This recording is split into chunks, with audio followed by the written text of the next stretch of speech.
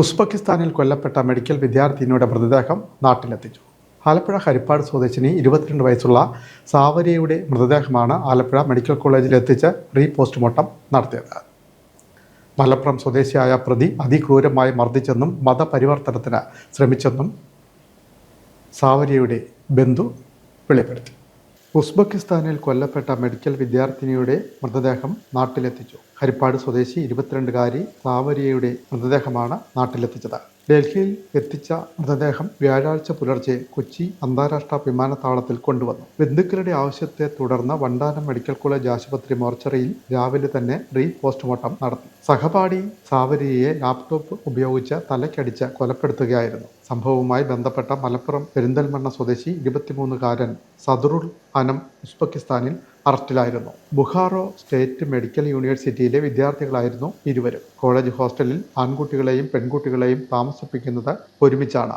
സാദറുൽ അനം അതിക്രൂരമായി സാവരിയെ മർദ്ദിച്ചുവെന്ന് ബന്ധു ജനീഷ് പറഞ്ഞു. ഒരു 12 മണിയോടുകൂടിയാണ് ഇതിൻ്റെ അവിടുന്ന് ഒരു റിപ്പോർട്ട് തരുന്നത്, അതായത് മരണപ്പെട്ടു എന്ന് പറഞ്ഞിട്ട്.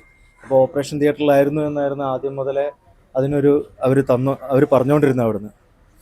അങ്ങനെ 12 മണിയോട് കൂടിയാണ് അവർ അവിടുന്ന് റിപ്പോർട്ട് വന്നത്. പിന്നെ രാത്രി അന്ന് തന്നെ ഞാൻ അങ്ങോട്ട് പോയി. തീയതി ഒന്ന് നോക്കി, ശനിയാഴ്ച. പിന്നെ അവിടെ ചെന്ന് കഴിഞ്ഞപ്പോൾ അവിടുത്തെ ഏജൻസിക്കാർ ഒരുപാട് ഹെൽപ്പ് ചെയ്ത്. അവരാണ് ഒരുപാട് ഹെൽപ്പ് ചെയ്ത്.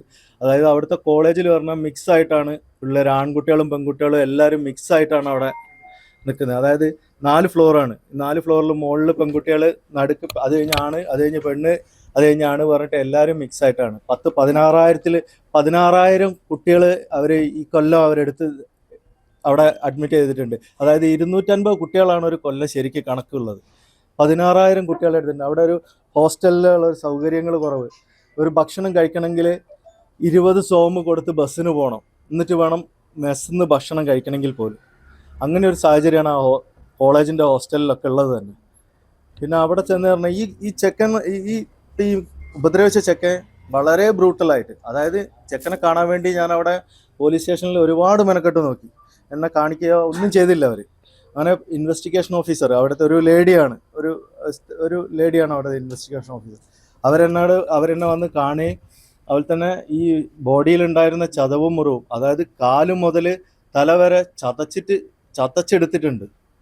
ഒരു ലാപ്ടോപ്പ് കൊണ്ട് ഒരു നിമിഷം കൊണ്ട് അടിച്ച് കൊന്നൊന്നുമല്ലത്. അപ്പോൾ അവരെന്നോട് പറഞ്ഞത് വളരെ അത്രയും ബ്രൂട്ടലായിട്ടാണ് ഇത് ചെയ്തിരിക്കുന്നതെന്നാണ് പറഞ്ഞത്. അതുമാത്രമല്ല, അവരെ ഇൻവെസ്റ്റിഗേഷൻ അവിടെ നടന്ന സമയത്ത് ഞാനുണ്ടായിരുന്നു. അവിടെ ഇതിന് പോയ സമയത്തായിരുന്നു അവർ അന്വേഷിക്കാൻ വന്നത്. അപ്പോൾ അവിടുത്തെ പിള്ളേർ പറഞ്ഞത് ഈ ചെക്കൻ കൺവേർട്ട് ചെയ്യാൻ വേണ്ടി, അതായത് ഈ ചെക്കൻ ഈ കുട്ടീനോട് കൺവേർട്ട് ചെയ്യാൻ വേണ്ടി വളരെയേറെ പ്രാവശ്യം നിർബന്ധിക്കുക. അവിടെയുള്ള ആ പിള്ളേർ അത് കാണുകയും ചെയ്തിരുന്നു എന്ന് പറയുന്നുണ്ട്. മതപരിവർത്തനത്തിന് വേണ്ടിയിട്ട് പറഞ്ഞിരുന്നു. അവൾ സമ്മതിച്ചില്ല. ഈ ലാസ്റ്റ് സമയത്തേക്ക് പിന്നെ എന്താ ഉണ്ടായെന്നൊന്നും ആർക്കും അറിയില്ല എന്നാണ് ആ പിള്ളേർ പറഞ്ഞത്. കാരണം അത് എന്നോടല്ല, അവിടുത്തെ ഇൻവെസ്റ്റിഗേഷൻ ഓഫീസറോട് പറഞ്ഞാണ്. അവരത് എന്നോട് പറഞ്ഞിട്ടുണ്ട്. അതുപോലെ തന്നെ എംബസിയിൽ നിന്ന് ഇൻവെസ്റ്റിഗേഷൻ ആൾ വന്നിരുന്നു, അവരോട് അത് പറഞ്ഞിട്ടുണ്ട്. അവരും അറിഞ്ഞിട്ടുണ്ട്. നമ്മളെ എന്താ പറയുക, അംബാസഡർ, അവരും അറിഞ്ഞിട്ടുണ്ട് ഇതെല്ലാ കാര്യങ്ങളും. അപ്പോൾ ഇതൊക്കെയാണ് സത്യത്തിൽ ഉണ്ടായിരുന്നത്. ഈ കൊലപാതകത്തിന്റെ കാരണം എന്താണെന്നുള്ളത്, ഇതിന്റെ മോട്ടീവ് എന്താണെന്ന് പറഞ്ഞാൽ കറക്റ്റ് അറിയില്ല. സത്യം പറഞ്ഞാൽ ഇതിനെ അറിയില്ല എന്താണെന്നുള്ളത്. പക്ഷെ വളരെയേറെ ഉപദ്രവിച്ചിട്ടാണ് ഈ കുട്ടിയെ മോളെ കൊന്നിട്ടുള്ളത്. അതായത് ദേഹത്ത് മുറിവ് വരാത്ത ഒരു ഭാഗങ്ങൾ ഉണ്ടായിട്ടില്ല ശരീരത്തിൽ. അത്രയും ഉപദ്രവിച്ചിട്ടുണ്ട്. ഈ റീപോസ്റ്റ്മോർട്ടം ആവശ്യപ്പെടാനുണ്ടായ കാരണം എന്ന് പറഞ്ഞാൽ, അവിടെ നിന്ന് നമ്മൾ പോയിട്ട് നമുക്ക് ഇതിൻ്റെ കേസിൻ്റെതായ യാതൊരു കാര്യങ്ങളും കിട്ടുന്നില്ല. പക്ഷെ എംബസിയിൽ നിന്ന് നമുക്ക് വളരെ പോസിറ്റീവായിട്ട് അവർ ഒരുപാട് ഹെൽപ്പാണ് നമുക്ക് ചെയ്തു തന്നിട്ടുള്ളത്. എംബസിയിൽ നിന്നാണെങ്കിൽ നല്ലപോലെ ഹെൽപ്പ് ചെയ്തു തന്നിട്ടുണ്ട്.